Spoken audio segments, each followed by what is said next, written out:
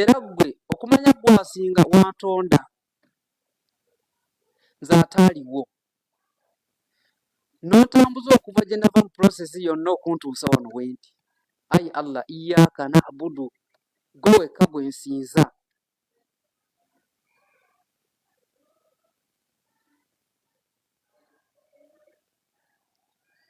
Era tokomye awo, ate yakulagira omusinze.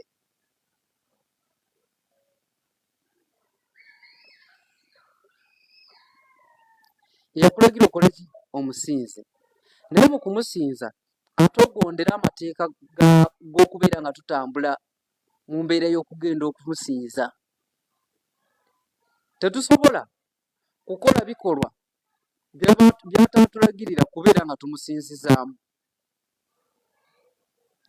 Wamma tuvunnama, tugonda